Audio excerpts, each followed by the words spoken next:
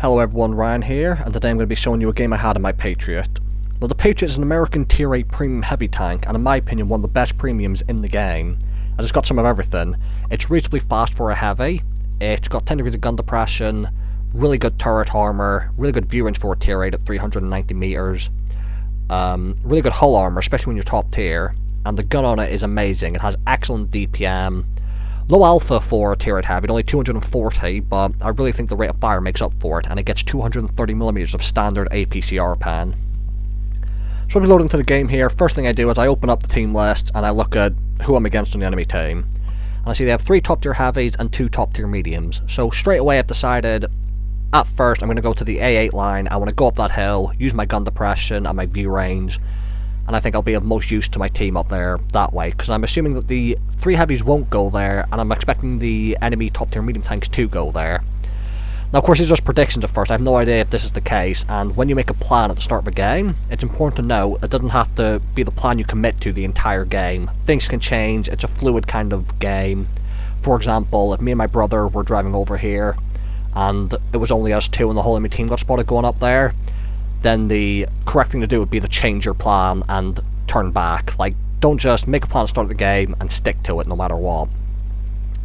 Thankfully for us though, our light tank on our team is actually going to go spot the enemies for us, and that'll give us a head start on who's going up there, which will allow us to make more level-headed decisions on what we want to do. And as we can see, the enemy tier 6 tanks are going up there, which to me is a sign that I can just keep going on my original plan and I can win the hill. So as we're going up here, we know there's tier 6s that have been spotted. My brother's going to get up there first in his Pershing.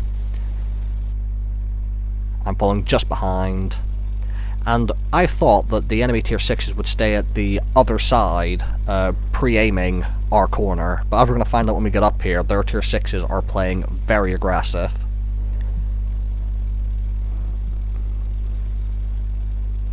So as we come over the ridge here, there's the VK. Managed to snap a shot into him. The Hellcat just comes flying around the corner for whatever reason. Managed to snap a shot into him. Then I'm going to start driving forwards here because I'm in the heavy tank. I want to be the one taking the shot. Now that the Hellcat's dead, I've decided I want to kill the T-34-88 next. Now I know I can pen him if I shoot him in the center of the turret. But as you'll see coming up here, my gun handling and my marksmanship just isn't that good right now.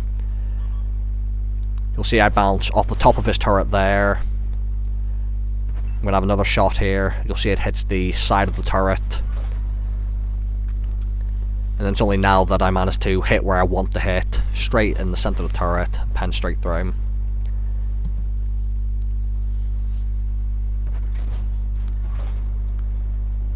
Just get a look at the rate of fire of the Patriot. Like I've said before, it doesn't have the raw alpha of something like an IS-3 or even a T-32, which is 320, but the 240 alpha in this tank feels good enough when you have the rate of fire and the damage per minute that this thing brings. So I want to get over here and look down the line here of my 390 view range, but as I'm coming over I notice our Jagdpanther 2 is being circled by a medium tank, so I want to try and help him. But as I'm doing so, you'll see in a moment the teammate behind me is about to, right there, ram me, and I missed the shot in the medium. Now, I turn around here, I put a shot into him, mainly because I thought that the Jagdpanther 2 was going to die because of that, but thankfully the Jagdpanther 2 is going to survive his encounter with that medium tank. So, enough of that, I'm going to carry on my initial plan. I want to get the view range down here. And as I do so, I will spot a artillery and a KV-4. Now looking at the outline of that KV-4, I know straight away, just from the look of him, and the way his outline is and the way his turret looks, that he's on the stock turret and the stock gun. So he's only got 175 PAM, which is not going to be enough to deal with a Patriot. So he's going to bounce a shot there. I'm going to try one more at the KV-4, and now I've decided I want to push and get up close and personal with that KV-4. I'm just going to auto-lock the artillery there. Nice little shot in the move, always nice against artillery. No TDs were up there, which I was very grateful for, which means I can just rush in and close the distance on this stock KV-4. And what I'm going to do is I'm going to stay at just the right distance to where he can't pen my hull armor and he can only really see my turret, and as you'll see, he just can't do anything to pen me. and he's just looking around, his turret's looking left and right, trying to figure out where he can pen me, and it's just not happening. Now that same teammate who rammed my shot off course earlier is going to make another appearance here, as he kills himself by ramming a KV-4, which ends just about as you'd expect it to. Now I've decided I want to peek over this ridge here with my 10 degrees gun depressed, so I'm pushing across. However, what happens is one of the enemy TDs saw me coming over, and the Scorpion just misses his shot on me. Now I know the Scorpion's one of the weakest armoured tanks in the game, so I'm going to load a high explosive shell here. I'm going to pop over this ridge and get a shot into him. However, I wasn't expecting the second medium and the TD to be here.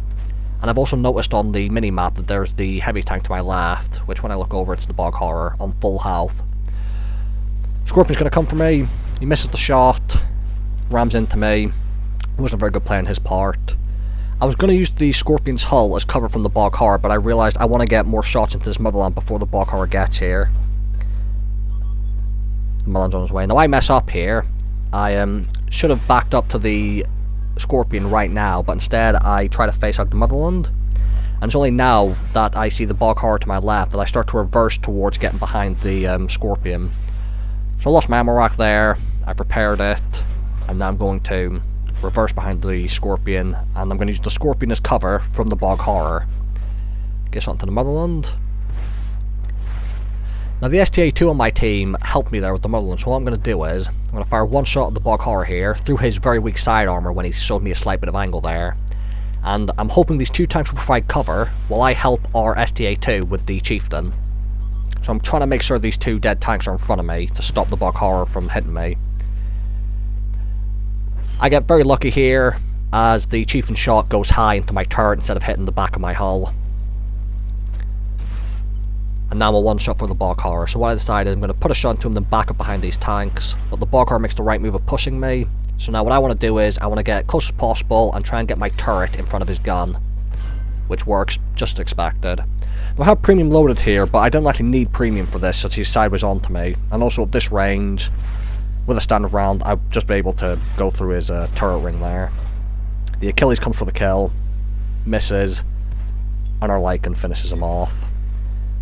Now this game is an excellent example of the DPM that the Patriot has, as well as the armour, especially when you're top tier.